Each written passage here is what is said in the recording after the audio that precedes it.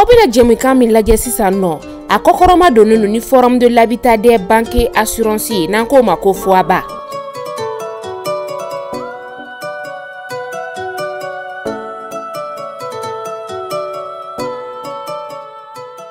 Forum de l'Habitat des Banques Assurance FOHABA ale sigira sen ka san 2015 New Yorkukaw ka jamana o kɔnɔna la. An bɛ wagati min na i n'a fɔ sisan nɔ FOHABA so 602 o de bɛ olu bolo ɲamanakaw fɛ nɔ ni o ye F3 F4 ka taa se F5 ma. Dugukolo 500 o b'u ka bolo kan Bamakɔ n'a lamini kɔnɔna la. FOHABA ale ni bankiw de bɛ baara kɛ ɲɔgɔn fɛ. N'i b'a fɛ i sen ka ye FOHABA ka nin baara in na i bɛ taa compte ni ka o dayɛlɛ o ni banki min bɛ baara kɛ ɲɔgɔn fɛ. O compte dayɛlɛli o ye fufalaki fu de. N'i ye compte dayɛlɛ wagati min na FOHABA ka so mana ja ye banki bɛ o d'i ma nka janni o k'o d'i ma i bɛ 20% ni ka o de sara banki ye fɔlɔ. 20% o saralen ye banki ye i bɛ tila k'u ka banki ka wari lasegin a ma dɔɔni dɔɔni fo ka taga fɔ ko so ale banna sarala tuma min na o bɛ so kɛ i ta ye. O kɔfɛ ni e maa min mago bɛ dugukolo la FOHABA ka bolo kan dugukolo caman de bɛ u bolo dugukolo minnu ni titre foncier de don Bamakɔ n'a lamini kɔnɔna la yan nɔ o bɛ se ka dugukolo kelen ta ni ka a d'i ma. O banki kelen ka bolo kan i bɛ 20% ni ka o sara banki ye dugukolo ale bɛ ta ni k'a d'i ma. N'i tilala i ka dugukolo ale sarali la tuma min na dugukolo papier o bɛ lasigi i ma ni o ye a titre foncier e mɔgɔ min fana bɛ yen nɔ ko dugukolo bɛ i ka bolo kan i b'o dugukolo papier kelen ta ni ka a di banki ma banki bɛ i ka so jɔ ka a d'i ma ka sɔrɔ i ma sɛgɛn 20% sarali kelen ale fana kɔnɔna la. FOHABA ale bɛ forum ni ka o kɛ jamana bɛɛ lajɛlen kɔnɔna la tungarankew bi yɔrɔ yɔrɔ la utukalo san 2015 16 kana se 17 ma u kɔni u y'a kɛ New Yorkukaw olu fɛ yen nɔ Gabonkaw ta kɛra san 2017 New Yorkukaw ta kɛra Kokura san 2018 a 18 kelen na a kɛra Abidjankaw fɛ yen nɔ Congo Brazzakaw ta kɛra san 2019 Bamakɔ faaba kɔnɔna la yan nɔ o ta kɛra san 2019 Chicagokaw fɛ yen nɔ san 2019 kelen na Septembre kalo tɛmɛnen na a kɛra Lomekaw fɛ yen nɔ san 2022 a bɛna kɛ Kokura an ka faaba kɔnɔna la yan nɔ Décembre kalo nata in na a tile 13 ka taa kuncɛ a tile 15 la san 2022 Palais des Sports o kɔnɔna la. Ne mɔgɔ min mago bɛ kunnafoni wɛrɛ la FOHABA ka nin soko in na nɛgɛjuru sira ale Congo 61 28 32 45 walima 20 29 72 73 FOHABA tungarankew jigi. Mali kunnafoni jabarani lajɛbaw an bɛ aw bɛɛ lajɛlen fo yan fo aw sigiyɔrɔ la Mali kɔnɔ yan ka taa se Mali kɔkan ma foli belebeleba an bɛ a ta k'a di an ka tungarankew ma kɛrɛnkɛrɛnyara sa nin wagati in na émission kura n'o ye jɛmukan kura ye o sigilen don an ka tungarankew olu tɔgɔ la jɛmukan min ni an b'a fɔ ale ma ko tungarankew kodi. Tungarankew kodi ale ye jɛmukan ye min ni Mali kunnafoni y'a sigi sen kan tungarankew olu kama a laɲini ye mun ye ka kumada ni ka o di tungarankew ma. Tungaranke minnu talen don tunga fɛ tungaranke minnu bɔra tunga la ni kana u sigi faso kɔnɔna la ka kuma ka da d'u ma u bɛ se ka kuma cogoya min na ka se ka u hakilina fɔ e maa min bɛ yen nɔ k'i talen don tunga la i b'a fɛ ka i hakilina fɔ ni jamukan in e de ta don e maa min fana bɛ yen nɔ i bɔra tunga la ka na i sigi faso kɔnɔna la jamukan in e de ta don i hakilina a fɔ jamukan in ale kɔnɔna la jamukan in sigilen don tungaranke kelen-kelenna bɛɛ lajɛlen ye Mali tungarankew dɔrɔn tɛ dɛ diɲɛ seleke naani bɛɛ lajɛlen tungarankew olu de ko don k'a sababuya kɛ tunga a diya bɛ yen a gɛlɛya bɛ yen nɔ wa tunga mana kɛ cogo o cogo an bɛ se k'a fɔ ko gɛlɛya bɛ a la i tɛ se ka nɔgɔya dɔrɔn ni ka o sɔrɔ tunga la o de kɔnɔna la an ka bi jɛmukan ale daminɛ ko fɔlɔ-fɔlɔ la sa maa fila bɛ an bolo sifinnaka ale ni sijɛlaka an y'olu ta an m'u ta gansan na dɛ ni maa fila bɛɛ ye tungarankew de u taara tunga la u ye fɛn caman ye tunga la u taara cogo di tunga la u ye mun ni mun de ye tunga la u taara duguma sira fɛ wa u taara sanfɛ sira fɛ wa ne ka invitew u bɛ na ni ka o da aw kulo kan émission barikama de don b'a ɲini aw fɛ aw maa minnu bɛ k'an filɛ ni wagati na émission ye aw k'a partager k'a sababuya kɛ kuma minnu bɛ na bɔ émission ye ale kɔnɔna la kuma barikamaw de don maa minnu bɛ yen nɔ ni tungala taga dusu bɛ u kɔnɔna la jamana in kɔnɔna la u k'a dɔn k'a fɔ fɛn min bɛ tunga la n'i taara tunga la minɔgɔ jugu bɛ yen kɔngɔ jugu bɛ yen siyɔrɔ jugu bɛ yen fɛn sugu bɛɛ lajɛlen bɛ tunga la hɛrɛ bɛ yen dɛ nka e maa min bɛ yen k'i ma taa sira ɲuman fɛ i bɛ gɛlɛya sugu bɛɛ y'i ɲɛ la yanni i ka hɛrɛ sɔrɔ tungafɛla o la o tuma la n tɛna kuma janya invité minnu bɛ n bolo kɔrɔ n bɛ na ni ka kuma d'u ma bamananw ko maa ka ɲi yɛrɛ da u bɛ na ni ka na u ka folikan kɛ k'u tɔgɔ n'u jamu ni ka o fɔ yanni jamukan in an bɛ taa ɲininkali olu sira fɛ n b'a daminɛ kiniya fanfɛla la fɔlɔ balimakɛ dɔ ale bɛ kiniya fan fɛ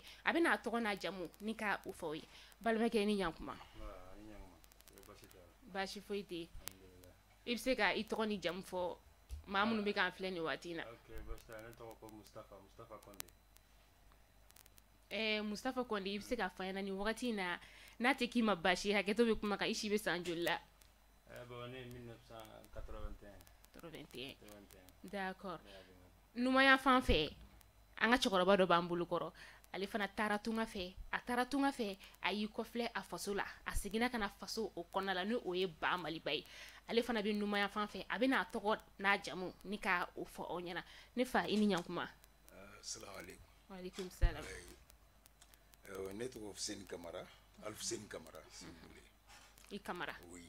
ne fa c'est ça oui ni wagati na hakɛto bɛ kuma kan i bɛ se k'a fɔ ɲɛna i si bɛ san joli la ni wagati je suis âgé de 62 ans 62 san 62 aw yɛrɛ ye sisan an ka cɛkɔrɔba ale si bɛ san 62 la ne fa yani ka kuma minɛ la n bɛ kuma t'u bolo kuma la n y'a yira k'a fɔ ko jɛmukan in a lasigilen don tungaranke olu de kama i yɛrɛ i taara tunga la i bɛ se k'a fɔ an ɲɛna i taara jamana min kan tunga la i taara cogoya min na ani kun min y'i bila ka taa aventure la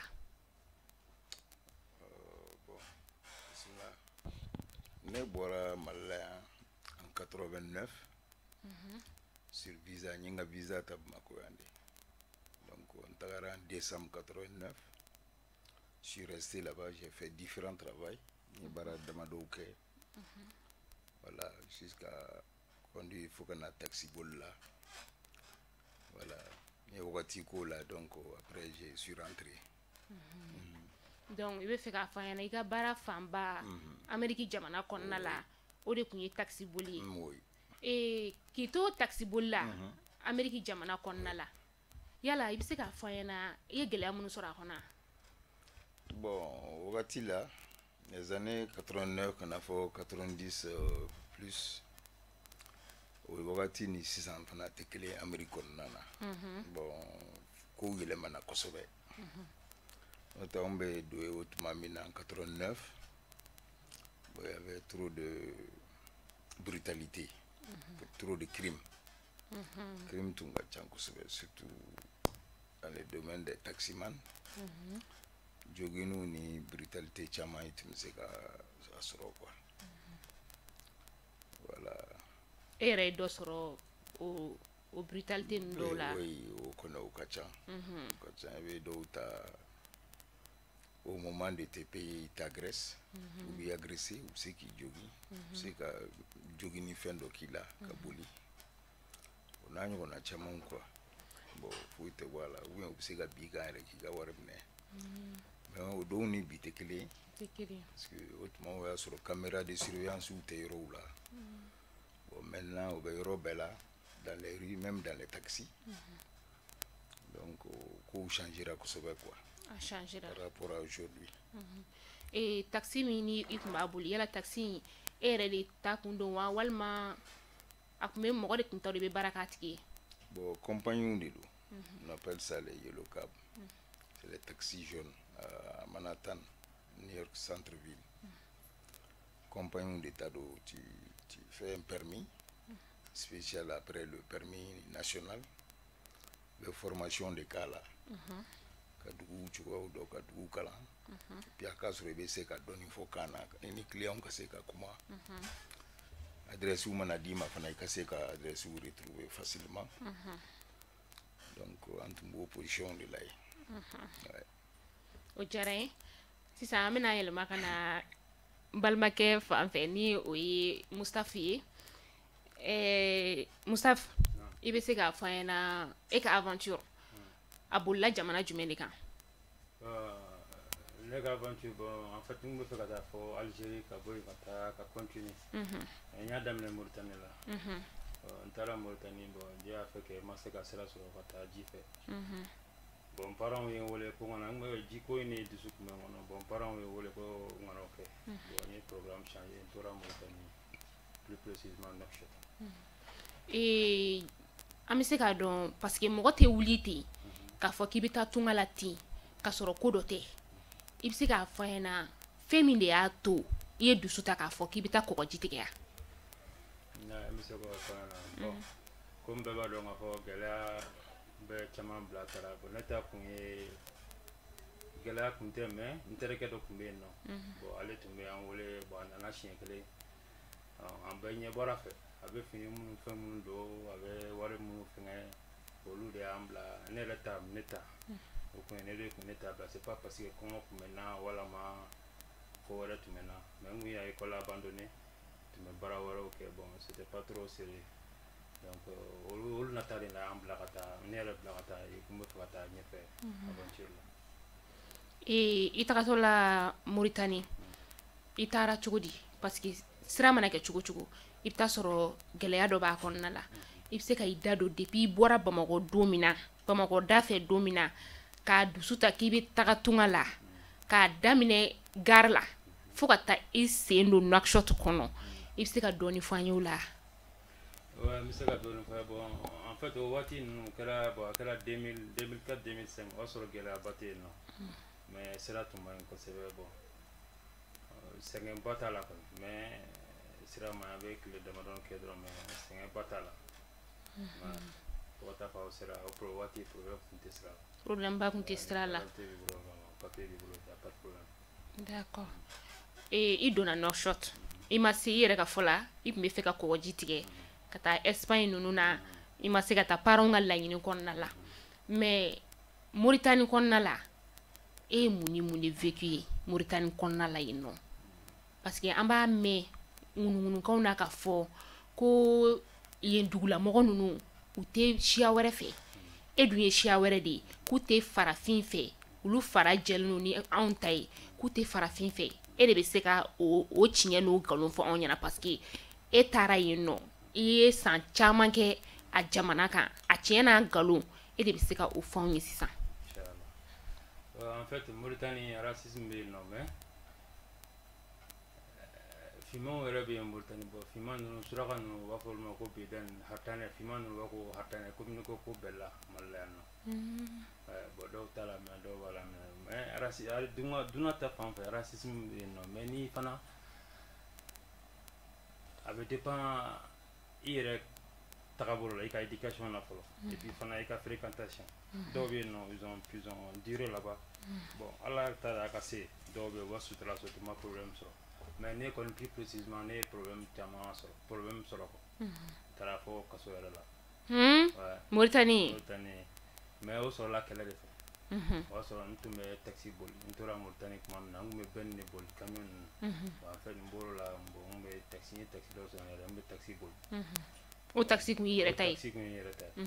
donc an tun bɛ fɛngɛ la client dɔ de kɛlɛla suraka jɛman bon a kun kan ka jigin yɔrɔ min na a ko ninnu complet ko mun bref quand même a kun kan ka jigin yɔrɔ min a ma jigin an ye dala sama kɛ bon suraka jɛman ni ye finman ye surtout dunan kana se suraka jɛman i bɛ taa kɛ kuma ye mais ka i bolo la teliya o tɛ bɛn bon dusu ye ne kɛɲɛ ale de fɔlɔla ka ne bɔgɔ fɔlɔ donc i ta sara voilà a ye ne bɔgɔ fo siɲɛ fila fo mɔgɔw dɔnn'u ni ɲɔgɔn cɛ ka ne minɛ ka taa fo yan fɛ fo goudron côté dɔ la donc o bɛɛ la a ye goudron traversé ka taa ne nɔfɛ a bɛ ka ne ɲini u ka kan na donc ne fana dusu in yɛrɛ kɛɲɛ donc ne nana ne sera ma ɲɛ dugu la pɛrɛnna i fana y'o bugɔ kojugu yɛrɛ n'o bugɔ suraka ka fɛgɛn suraka bolo ka fɛgɛn suraka ni magara la fitinin dɔrɔn a bɛ jogin voilà donc ale joginna bon o kɔni ko bon k'a tɛ arrangé o ye procès kɛ n taara fo tribunal la bon procureur ko k'a bɛ n déféré parce que ko a tigi banana k'a tɛ fɛngɛ donc n taara yen de mais kaso kɔnɔna de la n ye réalité caman ye ka dɔn k'a fɔ dunan ninnu filɛ nin dunan caman bɛ yen Mali bon n bɛ profiter k'o fɔ gouvernement yɛrɛ ɲɛna ni mɔgɔ wɛrɛ tulo b'a la walima fɛngɛ maliyɛn caman de bɛ kaso la de bɛ kaso kɔnɔ Mauritanie yen nɔ Mauritanie kasoba tɛ yen k'i tɛ maliyɛn sɔrɔ premier n'i y'a bɔra Mauritanie o la premier majorité o maliyɛnw ye maliyɛnw ka ca yen kosɛbɛ kosɛbɛ donc an b'an profiter an ka émission in fɛ k'a fɔ an ka jamana marabagaw ɲɛna k'a fɔ ko Mauritanie jamana kɔnɔna la maliyɛn caman de bɛ yen nɔ minnu n'olu bɛ kaso la se t'u ye dabali t'u ye donc an ka gouvernement k'a lajɛ ka dɛmɛ don an ka maliyɛn den minnu bɛ yen nɔ ni olu sigilen bɛ Mauritanie jamana ale kɔnɔna la o tɛ walahi o don parce que caman bɛ yen nɔ se t'u ye u b'u jigi da amasa kan amasa tɛ baara la Mauritanie amasa tɛ baara la c'est pas n'u y'a daminɛ bi kɔni wala ma sim clé na je sais pas mais ko ni wote barala ni ya masat se ka foy régler fana bara carte d'identité la nera ye mbado chien do fana donc be carte d'identité drone iglan carte d'identité la na fa carte d'identité ko wala ma ni o kon do te ka ko ye problème so mo do suraka do be no suraka be nyaayi suraka be malien do ta barala bon malien flani bu ko watto comme bu degelo patron na ko watto patron bulu c'est ka 2 ans que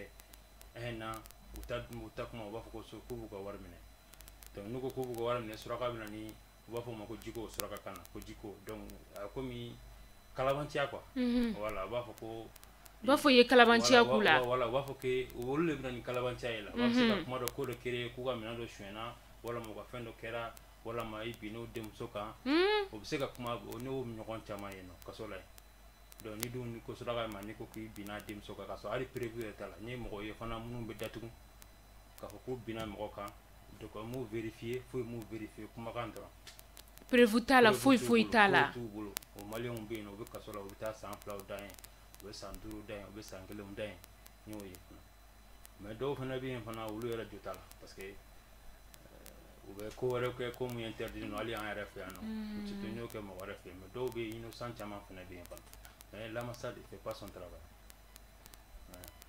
qui sera ka raciste à barka ka bu sera ka be raciste à d'accord et ni kumai nere snaga nere amanogo malien chama de beni geleya nyogona la tunga fela la Mauritanie yere doronte ibta soro jamana ko kana na malien chama de be kasola u parents yere ta donga fo be la halaya mina mo shite u kibaria do ibta soro u beni la halaya jugu indi la jamana ko kana ula vraiment anga eta ka laje anga tungarange munun be jamana ko ka ni munun be no ni cogoya tu bolo nu bi se ka segin na faso kono cogo mina kadi do fana e ka segin kana nga segin to go tuyi nga ni nya soro la u bina cogo mina u be na kana faso o konna la e ka kaso in tan konna la i bi se ka fo yana i sera ka bo cogo di bo kaso na nere tora no bo normalement net nga 3 mois fe nga me tora ni mo ti bolo mo ti bolo masati bi bolo main ti bolo avocat ti mo be chama nga fon chien qui profiter étranger ni muso ti bolo ka fo ki fulle no yenno parce que ni problème so yi muso de beto ko ka ko ngo mina so yi ma muso furu ka fo ko balma nyana matila juste balma mi sereno ika ititara ka so ni bora ibe se ga zero ga so fuite ye fen nyini France no ma mi so polisu era yi mina dunga da flo polisu era bu bolo le ko wala ma ka tika so ki ga fon profiter la tangue duna bu ya fo fuite duna fa bu profiter la ki ga anu wayi ka tatu di ko wala ma fendo ka so kele sera sogona fuye la amasama obuta ute ka sogona fuye ku profiter ka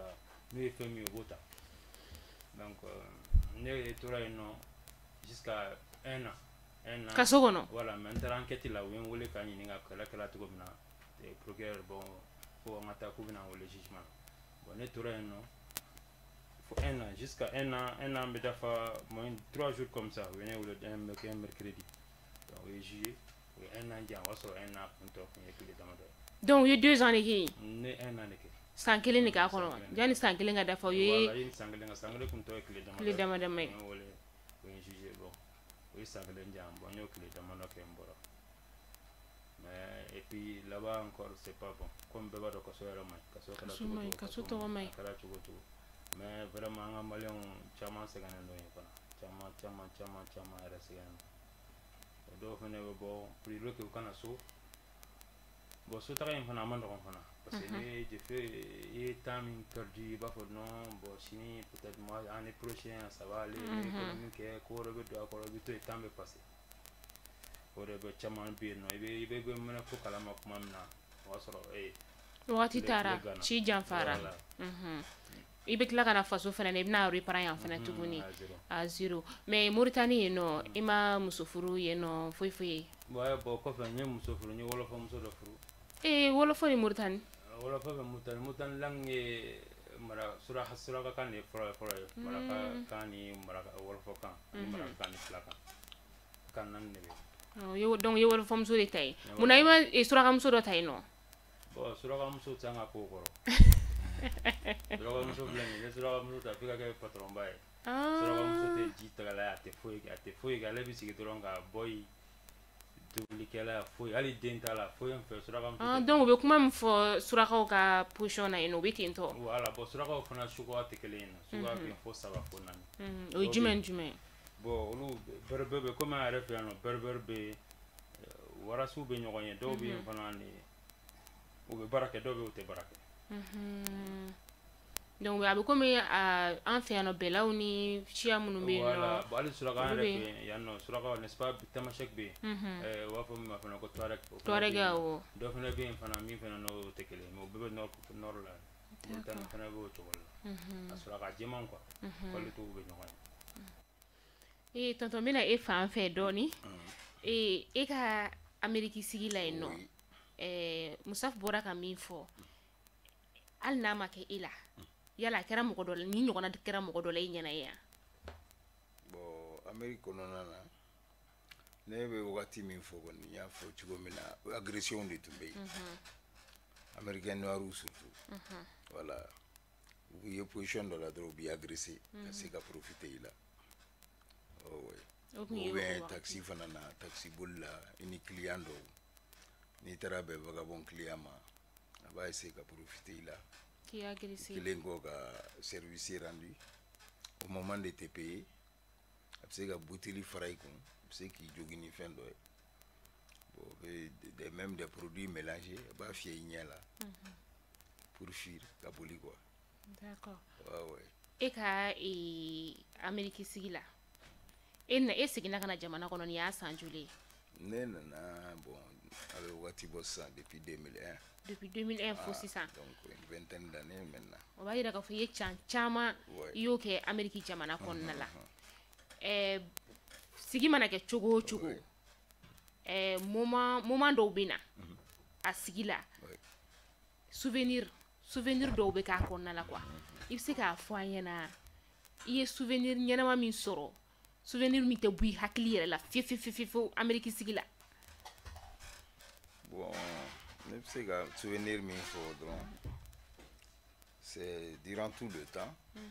on s'occupait de nos familles de nos parents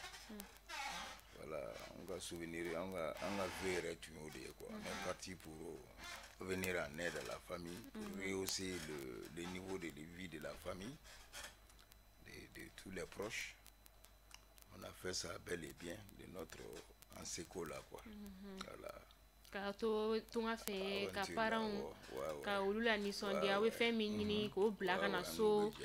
somɔgɔw bɛ se ka nisɔndiya cogoya min na ok ni wagati in na jamukan in ale jukɔrɔma donnen don n'an ko ma ko sponsor officiel a sponsoriselen don ni banque assurance a sponsorisé ni forum de l'habitat des banques assurance n'an ko ma ko FOHABA ale ye cakɛyɔrɔ ye min ni ale bɛ so jɔlen de bɛ a bolo ni wagati in na so 602 o de jɔlen bɛ FOHABA ale bolo ni so ninnu kelen-kelen na bɛɛ lajɛlen bɛ ɲamanakaw olu fɛ yen nɔ wa terrain 500 o de bɛ u bolo Bamakɔ ni a lamini kɔnɔna la FOHABA ale ni bankiw de bɛ baara kɛ ɲɔgɔn fɛ ni e mɔgɔ min mago bɛ FOHABA ka nin du in jɔli la n'i bɛ extérieur la i bɛ 20% ni ka o de sara banki ye n'i ye 20% sara banki ye wagati min na o 20% bɛ dépend n bɛna exemple di aw ma n'i y'a dɔn k'i ka so ale bɛ jɔ sefa wari 100,000 la i bɛ o 20% i b'o de sara banki ye fɔlɔ n'i ye 20% sara banki ye banki bɛ so ni ka ale d'i ma so papier tɛ dɛ nka so kɔni ale bɛ d'i ma i bɛ se ka yɛlɛma i ka so kɔnɔ nka i bɛ tila tuguni ka banki ka wari i b'o sara dɔɔni fo ka taga fɔ ko so banna sara la wagati min na ni so banna sara la banki yɛrɛ y'a dɔn ko so banna sara la e yɛrɛ y'a dɔn banki b'i ka so papier ani ka papier tɔ bɛɛ lajɛlen ni ka o ta o d'i ma o b'a yira k'a fɔ ko so kɛra i ta ye e mɔgɔ min bɛ yen nɔ k'i sigilen bɛ jamana kɔnɔna la yan n'o ye ba Maliba kɔnɔna ye o ka nɔgɔn n'a bɛɛ 20% sara o tɛ aw ta la n'i y'a dɔn k'a fɔ k'i ye salarié ye ko sara bɛ i ye banki ale ta fan fɛ i b'i ka sara bila banki ka bolo kan nka o k'a sɔrɔ e ka sara a ka ca ni sefa wari 40,000 de ye fɔlɔ 20% ko tɛ aw ta la donc n'i y'i ka so ta banki b'a tigɛ ka bɔ i sara la dɔɔni fo ka taa fɔ ko so fana ale banna sara la terrain fana bɛ u bolo n y'a fɔ ɲɛna cogo min na terrain 500 o de bɛ FOHABA bolo Bamakɔ n'a lamini na terrain ninnu bɛɛ ye titre foncier de ye terrain min ni a ka di ye ni foaba y'a d'i ma terrain fana bɛ ten tɔ i b'o fana sara dɔɔni dɔɔni terrain titre foncier bɛ ta ni k'a di banque ma ni tilala i ka terrain sarali la a b'i ka terrain titre foncier ta ni k'a d'i ma o b'a yira k'a fɔ ko nɔgɔya don fo ni e ye namara k'a la sinon banque ni foaba olu ti namara kɛ maa la o b'a yira k'a fɔ k'u ka baara ale ka nɔgɔn kosɛbɛ foaba maaw n'aw mago b'u la kunnafoni ale jukɔrɔma donba don u ka numéro de téléphone a bɛ bɔ spot ale tɛmɛtɔla fɛ ni mago bɛ kunnafoni wɛrɛ la i bɛ u wele u bɛ kunnafoni jɔnjɔn ni ka o ta ka o d'i ma an bɛ segin ka na an ka jɛmukan ale kɔnɔna la tuguni ni balimakɛ Musafa an bɛ ɲɔgɔn fɛ Musafu Moritani kɔnɔna la i yɛrɛ ka kuma la i bɔlen kaso la i ye baara sugu jumɛn kɛ tuguni pour que i ye fɛn minnu perdu ni ka tila k'olu récupérer tuguni. Bon, en fait, n bɔlen kaso la n tun bɛ baara min kɛ n seginna o baara kelen de ma. Bon, n'o ye camion boli n tun bɛ camion boli kɛ n commencera ka n ka baara continuer. Bon, n y'a essayer une fois encore ka taa kɔfɛ tuguni mais o fana o ko compliqué don parce que mɔgɔ wɛrɛw de bɛ yen nɔ n ka wari tɛ o fana la dɔw fana bɛ yen nɔ u b'a fɔ yɔrɔ dɔ ma ko Nouadhibou mɔgɔ caman bɛ taa Moritani mais ji bɛ tigɛ u ka yɔrɔ min b'a fɔ o ma capitale économique Nouadhibou a tɔgɔ ko Nouadhibou. Moritani. Voilà dɔw fana bɛ yen u bɛ mɔgɔw arnaquer u b'a fɔ k'u bɛ taa ni Espagne u ka wari minɛ u bɛ se ka o caman fara ɲɔgɔn kan walama u bɛ argent d'i ma après o tigilamɔgɔ u bɛ tila ka tunun. I b'a ɲini mɔgɔ caman ne ka wari ninnu taara dɔw da fɛ bon n bɛ mɔgɔ caman fana dɔn dɔw fana ka wariw taara o la o yɛrɛ y'a kɛ n fana découragera n seginna ka bɔ yen nɔ fur et à mesure n bɛ baara kɛ n ye muso n t'o la ka muso furu tuguni ka nin bɔ Wɔlɔfɔmuso furulen Espagne taga wɔlɔfɔmuso furulen donc wɔlɔfɔmuso ni wɔlɔfɔmuso seginna ka na wa tari nana ka wɔlɔfɔmuso to yen. Non bon n ye wɔlɔfɔmuso furu sa parce que c'est pas wɔlɔfɔ bon problème t'ale fɛ vraiment problème b'a ne de la an ka tiɲɛ. D'accord. Problème b'a ne de la. Problème t'a la o b'a yira k'a fɔ furu mana kɛ cogo o cogo nɔgɔya b'a la gɛlɛya bɛ a kɔnɔna la surtout n'i bɛ tunga fɛ mais i bɛ nin bɛɛ la Moritani i ni parents cɛ tun bɛ cogo di. Bon au début ni parents bon u tun bɛ to ka n contrôler ni ma taa Espagne ko in na bon kɔfɛ n kun y'a tenté tuguni ka essayer ka taa filanan min kɛ n kun ye contact tigɛ o la u kun tɛ n cogoya dɔn mais c'est pas bon n kɔni bɛ n profiter k'a fɔ mɔgɔ tɔw fana ɲɛna mɔgɔ kɛra cogo o cogo i parents kana to ka tunun o la. I kibaruya ka tunun na. Kibaruya ka tunun o la parce que a kɛra cogo o cogo u bɛ jɔyɔrɔ min fana kɛ o ma ɲi ma parents min ye u ɲɛ ma da i kan u bɛ jɔyɔrɔ min kɛ o ma ɲi i yɛrɛ ma o fana y'a dama saraka de parents k'a dɔn k'a fɔ fɛn kɔni t'i bolo mais i ka kɛnɛ baasi t'i la o fana o ye koba de tunkaran ko ma dɔw bɛ yen nɔ ne yɛrɛ y'a ne sɔrɔ mɔgɔ wɛrɛw bɛ yen a ka jugu ni dɔw yɛrɛ bɛ yen u ye san 20 kɛ i ka parents t'u sugu dɔn u yɛrɛ saraka bɔra k'a fɔ k'u sara ka sɔrɔ t'u la u bɛ tɛ taa yɔrɔ si o nana mun fɛ parce que olu tunu parents na o hakili la k'u bɛ se ka économie kɛ parents kana wari ci ni parents wele u b'a fɔ wari min ci ma walama nin ci ma u bɛ siran dɔw ta o ye u bɛ siran o ɲɛ u b'a fɔ ko n bɛ wari économiser wari tɛ économiser baraka bɛ bɔ wari la puis u bɛ to tila parents bɛ tunu u bɛ mɛnɛ ko la tuma min na o y'a sɔrɔ c'est trop tard donc o erreur bɛ mɔgɔ caman sɔrɔ. Kosɛbɛ a ma nɔgɔn jɛmukan in n y'a fɔ an ɲɛna cogo min na émission ale daminɛ la jɛmukan in ye jɛmukan kura de ye min ni a bɛ na tɛmɛ Mali kunnafoni ale jabarani sanfɛ jɛmukan in laɲini tɛ foyi ye gɛlɛya min bɛ an ka tunkarankew kan vraiment u ka se ka u ka kuma dadiw ma u ka se ka u ka gɛlɛya ni ka ale fɔ cogo min na ni weleweleda ni o bilala an ka jamana marabagaw olu yɔrɔ la a bɛ se ka kɛ dɔ bɛ bɔ u ka degun na jamana ale kɔkanna la ne fa n bɛ segin ka na i ka yɔrɔ la e seginna ka na faso kɔnɔna la ni ma fili ko depuis 2001 depuis 2001 i seginna ka na i seginnen ka na i ye activité jumɛn ni jumɛn mené ka na bon n'allais ni transport de kɛ j'ai fait le petit transport n y'o kɛ ka se fɔ waati dɔ ma bon o fana gestion na nana complication sɔrɔ avec un véhicule qui a commis un accident grave par un de mes chauffeurs découragera au créneau blanc, au secteur blanc. Voilà. Bon, après, je me suis investi dans l'immobilier. Présentement, Mbodike. Et bien, immobilier, oui. D'accord. sisan an bɛ segin ka na video wɛrɛ b'an bolo kɔrɔ tuguni ni o ye Kasa Junior ale ka video ye a ka video in na a bɛ kuma tunga kan kɛrɛnkɛrɛnnenya ale na a terikɛ de tun bɛ ka taa tunga la terikɛ in kɔni o tanyana sira fɛ nka ale ma segin ale continue la ka taa aw ni ne an bɛ jɛ an video in lajɛ ɲɔgɔn fɛ an bɛ tila ka segin ka na studio o kɔnɔna la. Donc mon frère repose en paix quoi. Donc an bɔra so ni dusukolo de kan taa tunga fɛ nka Ala ye min ji dɔgɔya bi quoi e danyɔrɔ bɛnna ɲani ma donc mɔgɔ ma n'i ma ban nali ma siga ba taali ma quoi Ala k'i jigin yɔrɔ ɲa ne bɛ se k'o dugawu de kɔni k'i ye nka n bɛ lawuru kelen ta i ye bi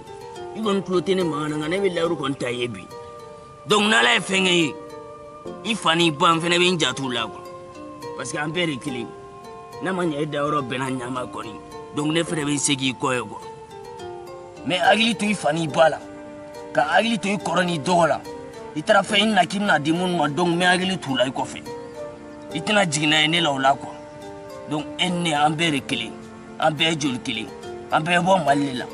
donc fantanya de y'an bila nin sira in tagali la sinon ni n ba cɛ mɔgɔ si ka laɲini tɛ i den ka saya nka n'a sara yan fɛnɛ o ye Ala ka latigɛ ye quoi donc ne kɔni bɛ dugawu kelen de kɛ Ala ka i dayɔrɔ nɛɛma quoi a bɛ se ka kɛ ne yɛrɛ bɛ taa sisan ne yɛrɛ bɛ se ka sa mɔgɔ wɛrɛw fɛnɛ bɛ ne su don yan fɛ ou bien kungo kɔnɔfɛnw bɛ ne k'u ka daraka ye bon donc n'Ala kɔni ye ne ɲuman don Espagne ka fɛn nɔgɔya ne ye i fa n'i ba ne bɛ se ne bɛ ɲɛsin olu fɔlɔ de ma k'olu ɲɛji cɛ k'a dɔn k'a fɔ ko mun taara k'a teri fɛnɛ b'a kɔ yan quoi donc n bɛ n janto i ka famille na k'i famille ɲɛji cɛ fo ka taa se ne yɛrɛ sa don frère n m'o lawuru d'i ma bi Ala k'i dayɔrɔ nɛɛmaya repose en paix.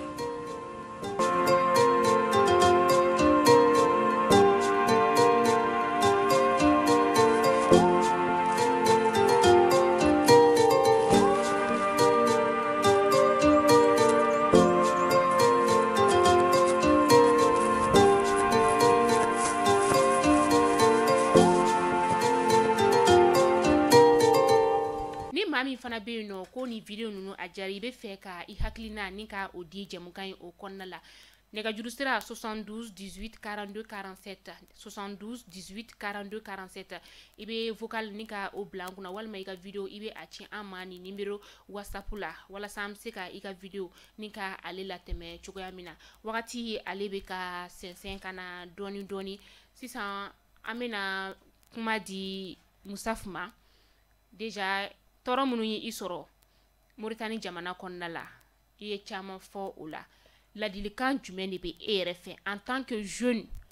k'a lase minnu ɲɛ b'a la nin wagati in na kɛrɛnkɛrɛnnenya la minnu bɛ tunga fɛ ni u taara tunga la ko tunga ma diya u la n'u bannen don ka segin ka na faso kɔnɔna la ka sababuya kɛ ko o ye maloya la ko ye olu bolo e bɛ se ka mun de fɔ an ɲɛna o la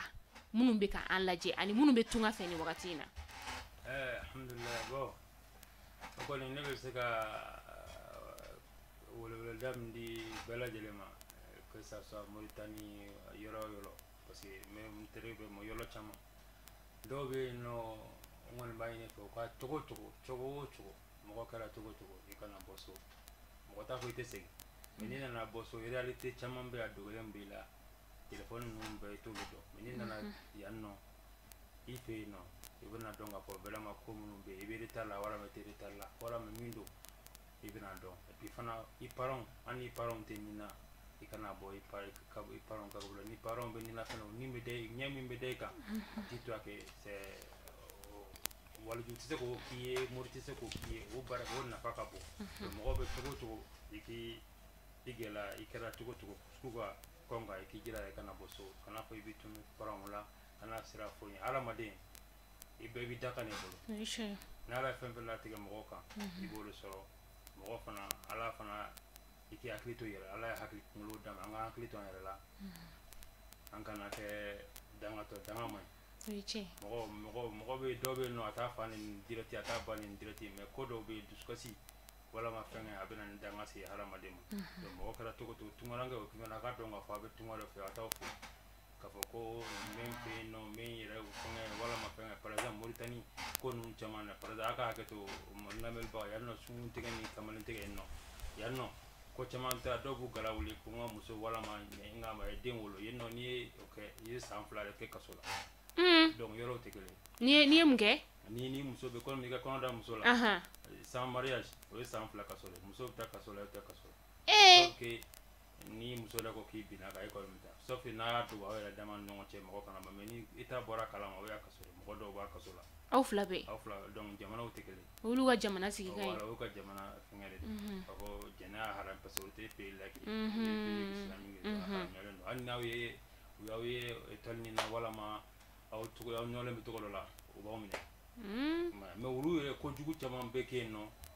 a wayibalen tɛ a dogolen don mais o kɛra cogo cogo dunan i k'a dɔn k'a fɔ i t'i kaso k'i hakili to yɛrɛ la k'o ye waatiw ye o ye tiɲɛ tonton en tant que doyen mun ladilikan jumɛn de b'e bolo ka ɲɛsin jeunes ma i denw minnu bɛ tunga fɛ nin wagati na ni nin gɛlɛya ɲɔgɔnna bɛ u kan u t'a dɔn u bɛ bɔ a la cogo cogo minnu fana bɛ yen nɔ n'u bɛ fɛ ka nacogo t'u ye dɔw yɛrɛ fana bɛ yen olu ko k'olu yɛrɛ tɛ na fiyewu mun de b'i bolo ka fulu ɲɛna e kɔni taara e seginna ka na k'a sababuya kɛ i faso a ka di ye bamananw ɲumanna yirikuru mana mɛn ji la cogo cogo a tɛ kɛ banba ye i ka ladilikan fɔ anw sifinnakaw ye komi i yɛrɛ y'a fɔ cogo min na aventure taga mɔgɔw ka objectif tɛ kelen ye dɔw ta ye de k'a bɛ taa ka taa sigi badabada a bolo yennɔ ka di ale bɛ to yen bon dɔ fana ka objectif ye de n bɛ taa fɛn dɔ ɲini n bɛ na segin ka na cogoya dɔw kɛ n ka jamana kɔnɔ voilà donc a cas o cas kɔni moi je crois que mɔgɔnifin kɔni k'i jija dɔrɔn i kana tomber erreur dɔw kɔni kɔnɔ aventure la i taara de k'i bɛ na i bɛ to yen o bon aventure erreur dɔw bɛ kɔni k'olu éviter surtout la prison tout ce qui peut t'amener dans la prison i b'i jija i b'i yɛrɛ tanga o ma voilà o diyara ye hakili la minnu bɛ k'a lajɛ nin wagati na u ye ladilikan sɔrɔ ni maa fila bɛɛ lajɛlen ka yɔrɔ la k'a sababuya kɛ ni invité fila minnu bɛ ne bolokɔrɔ bi u fila si ka objectif tɛ kelen ye kelen ale taara tunga fɛ sanfɛ sira fɛ a taara fɛn minnu ɲini a ka objectif atteindre a seginna ka na fɛn min ye sifinnaka ta ye ale taara tunga fɛ a taara fɛn min ɲini o ma sɔrɔ a seginna ka na faso o kɔnɔna la k'a sababuya kɛ bangebaaw bɛ a kɔ a dɔgɔninw bɛ yan a denw bɛ yan nɔ a somɔgɔw bɛɛ lajɛlen bɛ yan a seginna ka na k'a sababuya kɛ ni tunga ma diya i la a ka kan i ka segin ka na i faso o kɔnɔna la jɛmukan in ale laɲini y'o de an b'an profiter nin jɛmukan in fɛ k'a fɔ an balima minnu bɛ tunga fɛ ala tɛ tunga diya bɛɛ la ayi masa aramani tɛ tunga diya bɛɛ la hali tunga yɛrɛ tɛ hali n'i b'i faso kɔnɔna la faso tɛ diya den bɛɛ la e maa min bɛ yen nɔ i bɛ tunga fɛ nin wagati in na k'i ɲɛ b'an na an b'a ɲini fɛ ni tunga ma diya i la segin ka na faso kɔnɔna la o t'a yira k'a fɔ ko danga b'i kɔ o t'a yira k'a fɔ k'i tatɔ tunga la